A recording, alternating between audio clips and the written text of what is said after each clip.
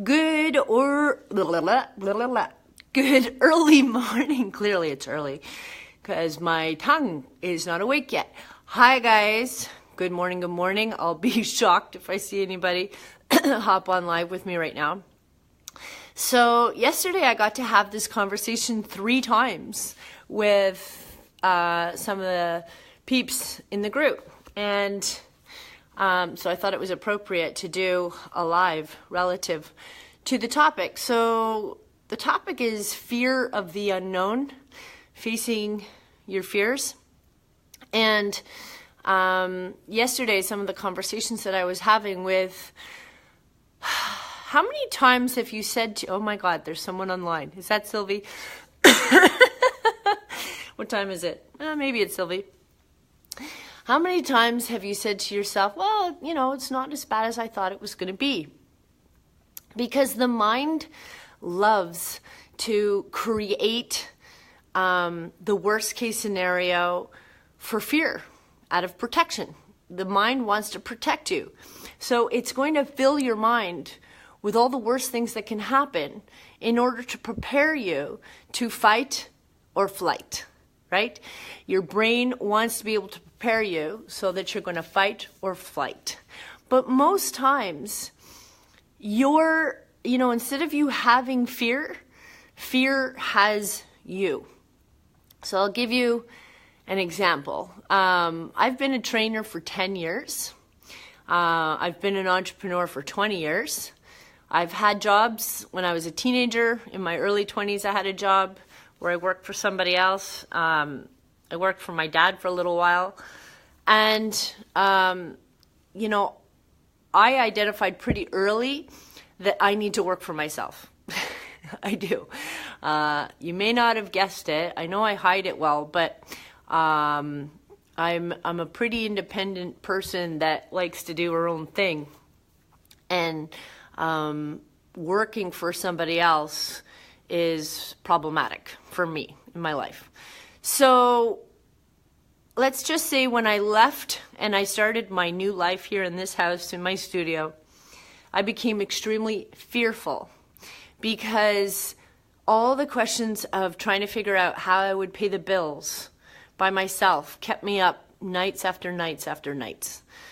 And I was always visualizing the worst case scenario in my mind. Well, what happens if I have to go get a job? I'm going to absolutely die if I have to go get a job. And I would say, yeah, good, I'm still on. I would say probably about a year ago, you know what? I'm actually holding my tripod in my hand, so I don't actually have to hold my phone and shake it. So why don't I do that? And that way I don't even have to hold my phone. Bingo! Okay, good. So probably about a year ago, I clicked into the idea that I said, you know what, Cher? You've been a trainer for 10 years. One way or another, you've always figured out how to make it work. You love your passion. You're extremely passionate about what you do. And why would all of a sudden you not be able to work as a trainer? And then that started to make sense. And I said, okay, well, I'm pretty innovative. I know that, the training business is constantly flowing, and I've usually been pretty good with keeping up with the flow and changing things up in my business and remarketing and all that sort of thing. So I should be okay. I should be all right. So I said to myself, okay, so let's just say you can't be a trainer for some reason, because I don't know, I'm pretty passionate about what you do. I don't know if you can get that or not, but I'm pretty darn passionate about what I do. So I said, okay, well, what would happen if I couldn't be a trainer anymore for some whatever reason? Why would I automatically assume that I have to go get a job? Why? You've been an entrepreneur since you were 20 years old. You've run multiple businesses before. So why all of a sudden would you just assume that, oh, okay, I got to go get a job? Because you know that that's like committing like mental suicide for yourself. So I said, okay, so what else would I do? Okay, well, worst case scenario is you can perform a different service, right? Okay, so good. So what other service would I do? Okay, well, the other service that I would do, I'd clean houses. Why not? I'd be making significantly less money, but I can still work for myself. And everybody always wants a clean house. And I'm sure that I could market myself to be able to clean houses if I had to. Okay, so what else would you do? And then the brain started to work. The brain started to get to work as to all the other different services that I could offer that did not require me going to go and get a job. So what I'm suggesting to you now is based on the conversations I had yesterday. One gal came up to me and she was explaining to me about something that was going on in her family, and she was, a little bit anxious about what was going on and what was going to happen, and I don't know, and I gotta wait. I said, okay, first of all, sit down. Sit down, take a deep breath. Okay, that's number one. So let's bring the sympathetic nervous system down, the system that has us all riled up. Okay, so I started to coach her through, first of all, being able to find the strength to manage the situation. Oh, my alarm. So when you're starting to face fear, all of a sudden you're like, I've got a fear of the unknown. I don't know what's going to happen. All right, well, let's sit down with a piece of paper and start identifying what are the possible things that can happen. And just mind map it out. Take your mind map and just put possible scenarios and then start mapping it out. So what would happen if this should happen? So like I said, if I all of a sudden found myself unemployed and I couldn't be a trainer, well, I could wash windows. I could wash houses. I could go back to dog grooming again. I could do this. And all of a sudden, you've got this huge mind map of the possibilities of what you can do to find the solution for what you need. So our brain loves to put us in panic mode. And I remember a couple of times, my son, maybe a year ago, he really wanted to use the studio phone downstairs to watch Netflix or something like that before I had bought him an iPad. And it would be later in the night, and he'd say, Mommy, can you go get the iPhone downstairs so I can watch it? And I would say, well, Liam, if you want to watch it, you have to go get it. And it's 8 o'clock at night, so he was afraid. So he's like, but I'm afraid of the dark, Mommy. So I would say, okay, well, let me ask you a question. Why are you afraid of the dark? He's like, well, it's dark down there. And I say, Liam, it's dark down there all the time. The windows are covered up. Whether you go down there at 3 o'clock in the afternoon or you go down there at 9 o'clock at night, there's even no sunlight that comes into the studio. So it's always like that. Yeah, but Mommy, it's late at night. Okay, so why do you think all of a sudden there's monsters at night than when there's monsters during the day? And I walked downstairs with him and I made us stand there together in the dark. So the first thing I did was I turned on the lights and I said, now I want you to have a good look around the studio. Look at everything. Okay, now we're going to turn off the lights.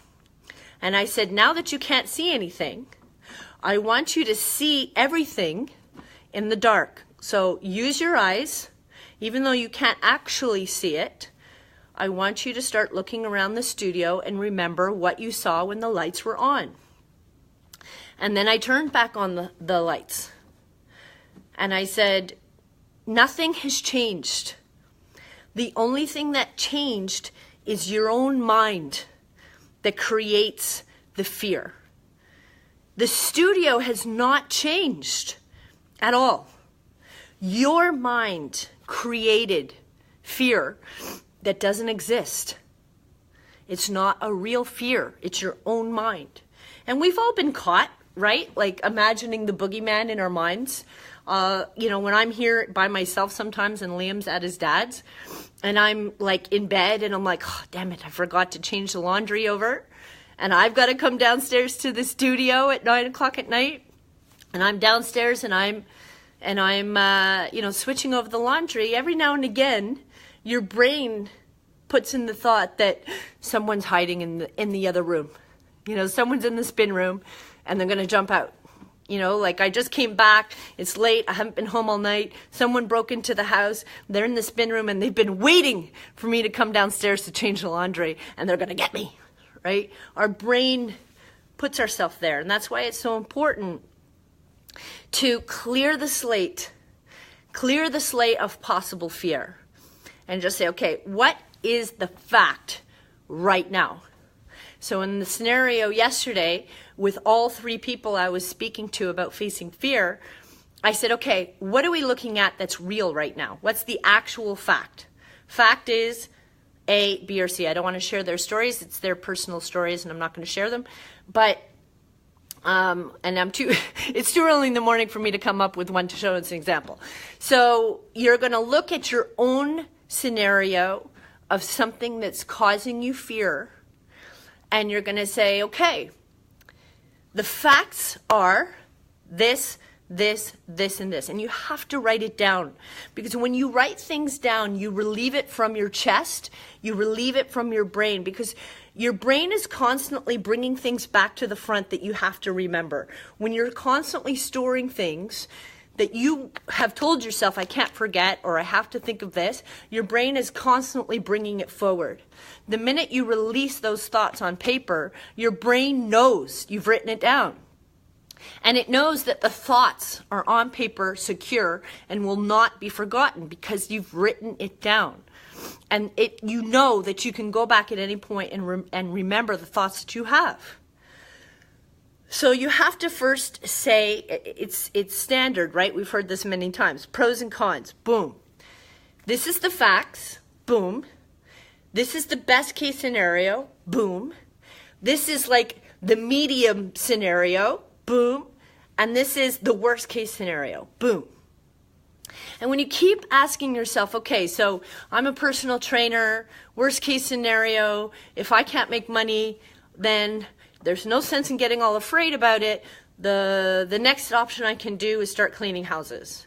And if I'm not happy doing that, I can clean houses while going back to school to learn a new trade. And if that doesn't happen, then I can do this, then I can do that, then I can do this. And next thing you know, you've gone boom, boom, boom, down the list of all the possible scenarios. Then you really focus on the solutions. And you say to yourself, why am I wasting energy on the fear? That's not going to get me anything except more fearful. So I have to address the fear and understand what the fears are. Then I have to say, okay, well, given the facts and given what's real, now I've got to come up with the possible solutions for each one of those things. And I have to be able to focus on the positive solutions that are going to get me out of the problem, right? You have to imagine, what are the things that are going to save me from this potential problem, right? So let me just make sure that I've covered all the things that I wanted to say. Yeah, so I think that's pretty much all I wanted to say. It's still, 4:45 in the morning, so my brain is still waking up. And normally I do a little bit of cardio before I go on these lives, but I knew exactly what I wanted to say, so I wanted to focus on cardio after I did the live. And that's the best. That's the best. You don't have a single opportunity to waste. How many of you guys are living your life structured the way it is because you're too afraid to change it? You've got yourself to a certain position so far in your career, in your family life, and whatever, and you're living in a situation that it's not the best, but it's okay. It's the way life is right now. And changing it would mean facing something that you're too afraid of. What will happen if you stir up the boat, if you change it? And I highly recommend that you take a good evaluation of your life and ask yourself, what am I doing in my life right now that I'm accepting because I'm too afraid to change it. And I've had to change or face many fears, especially when it comes to relationships, because I unfortunately to date have not found the person in my life that is the right person for me. I've had great relationships. I've had good relationships, but for one reason or another, there's always one non-negotiable element that does not allow me to grow with the person that I'm with. Usually, there's just one reason. There's usually one, and it's usually a very non-negotiable reason that I'm like, this is not a compromise situation. This is not a situation where I can say, okay, well, that's that side of that relationship, and I'm okay with it. I've had to end most of the relationships that I've been in because it's not the right fit. But I'm more fearful of living the rest of my life in a scenario where I haven't found my Mr. Right. And I would rather be on my own than in a situation where I come home and I feel aggravated because I want that person to be something that they're not. And you have to accept people for who they are. You can't change them. They are who they are. So when you're in a relationship and you're saying to yourself, okay, given the person of who he is and everything that he is in this world and towards me and towards our kids and, towards his work and all that kind of stuff, I have to accept him for who he is 100% and find out those little compromises where things are not exactly the way I would want, but I love him so much that these things are not going to bother me. But if you're going home every day to a relationship where you're feeling the energy in the air is just off, and you're like, damn it, if he would just do this, if he would just do that, he's got to do this, he's got to do that. Well, first of all, you need to be looking at yourself for all of those things. If you need something from somebody, you need to find it within yourself. And if you can't find it within yourself, then you go and you find the appropriate friends that are going to fill some of those needs, because you can't expect your husband to be something he's not. You have to accept him for 100% who he is. You got to love him for who he is. And those little irritants, you cannot live each and every day living in those irritants, because then you're just constantly living in stress. And sometimes we stay in relationships far too long, because we're afraid of the unknown. We're afraid of, well, what happens if I leave? What happens with the kids? What happens with this? What happens with that? And you stay in an unhappy marriage because you're too afraid to move on. And I believe that we have one life. That's a fact. We have one life. But I believe in making sure that I don't spend months on end, years on end, decades on end, feeling miserable in a relationship that's not the right match for me. And waking up every morning with that irritant and that vibration of being with somebody that is not my true match. And over the years, I've learned to become stronger and stronger and stronger in my relationships where I know this isn't right. I got to leave it. This isn't right. And I encourage you guys, well, I don't encourage you guys to break up your families, that's for sure. Because if there's any way that you can make your families work and really reevaluate yourself and how you are treating your husbands, who are you in that relationship? How much of your negativity or of your actions are you creating the irritants that create the back and forth negative vibrations between you and your husband? If you want to, before you leave a marriage or a relationship, you have to know that you have done absolutely everything in your power to be the best wife that you can be for at least a year. Do you give him lots of love and affection? Do you make him feel like he's the king of the household? Do you show him appreciation? Those are the key elements of what guys really want. Guys want to feel appreciated. Guys want to feel like they're the men of the household, even if they're really not. You got to make them feel that way because that's their wiring. That's their chemical wiring. So if you've spent the last year being the absolute best wife that you can be, and you've shown him love and appreciation, and you've smothered him with kisses every night when he comes home, and you tell him he's the best dad ever, and you encourage him in his dreams and what he wants, and you're not constantly nagging him. You don't nag a guy to take out the garbage and get all frustrated that he didn't take out the garbage. Take out the bloody garbage. Right? Like the things around the house that you're expecting other people to do, and it's frustrating you that they're not getting done, one of two things happens. You do it yourself or you hire somebody else. No more frustration. So my point with relationships is that at some point you need to face that fear and say, this is not the right place for me to be in. And that's the same when it comes to your job. And that's the same when it comes to being in relationships with your parents that are negative. If your parents are not a positive thing in your life, get them out. Get them out. Get out any relationship in your life that is not going to lead you up.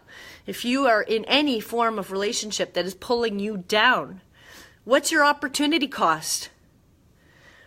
What's your opportunity cost in being within the wrong relationship where you can eventually find the right one?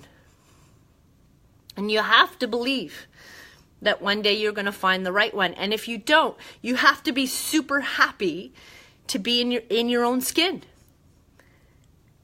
You know, there are times, sure, that I can get, lonesome, that I wish I were with this person or that person, and I would find my partner. I would love to find my partner in crime. I would love to find that person who inspires me and who motivates me and who brings me up. But I'm not going to be with somebody who's going to bring me down, or who's just not in the same mindset as me, or who's not constantly working on personal growth.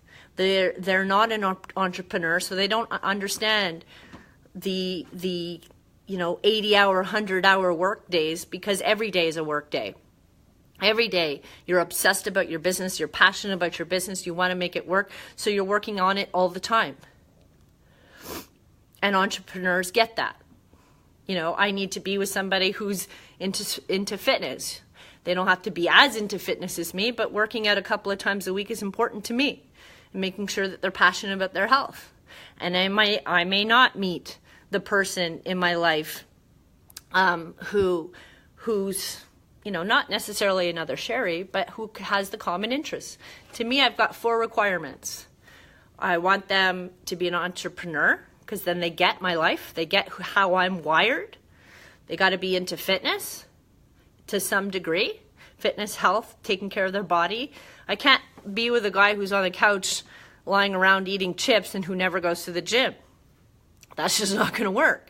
That's going to frustrate the heck out of me. There needs to be a chemistry. I don't want to live in a dead-end relationship where there's no physical chemistry. That's not something I want. And I'd like them to have some financial security. They don't have to be a multimillionaire, but they're at this stage of the game, at 40, 50 years old, they should be financially secure to some degree. And those are my requirements. And if they don't fit into those requirements, where I'm not living each day super duper happy, I don't want to say that, or if I'm just not, if those 4 needs are not being met, those are the 4 needs that need to be met in my relationship. And if I'm in that relationship, then I will be happy in that relationship, not every day being happy, because that's just not possible. So anyways, I've gone on and ranted long enough. Just when you're coming up, when you find yourself in a scenario where you're in high stress, you're upset, you're taking the why is this always happening to me attitude. With all 3 girls yesterday, they all said the same thing. Why me? Why again?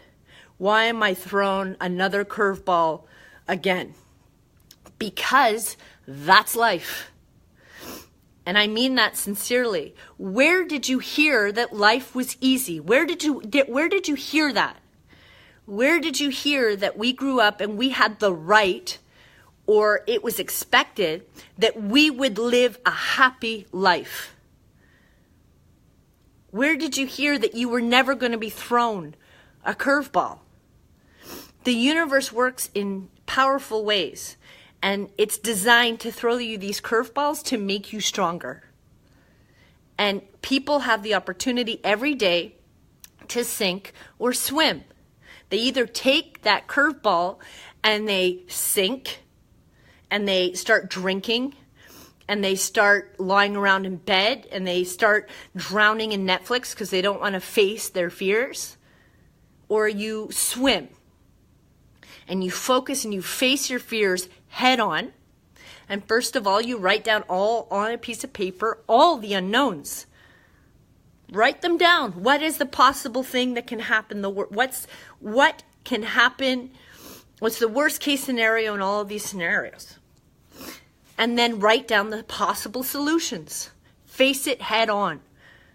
Find your inner strength and say, okay, this is the situation. This is the facts. These are the possible scenarios of the worst case scenario or the best case scenario.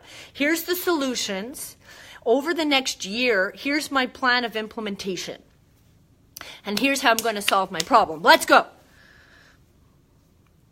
Now, you have that choice. Because you can wake up in the morning and you can lie around in bed and you can say, woe is me. And you can say, oh, why me? Why is this always happening to me? Why, I don't deserve this. I'm too good of a person. The universe is trying to teach you something. It's trying to make you stronger. Because every time you hit a certain level of achievement in your life, in your person of who you are, life's going to throw you a curveball and say, okay, let's see how she handles this. Because the big picture, I believe, why we're put on this earth, we all are designed to have a purpose. We're all supposed to contribute something to the world. And so many people are caught up in the grind of just waking up, dealing with the kids, going to work, coming home, watching Netflix again and again and again. Weekend comes, laundry, groceries, running to that party, this, that, coming home, going to bed. But you have the opportunity to seize so much more and be so much more. But fear holds you back from doing that stuff. The fear of the unknown, the fear of change, the fear of, I don't want to rock the boat because I don't know what's out there for me. Guess what? If all of a sudden universe rocked the boat for you, you'd have to figure it out in a hurry. So that's it. I'm going to do my cardio now. Hopefully I didn't overshare. And I do hope you guys have an amazing day. And go face your fears. Bye.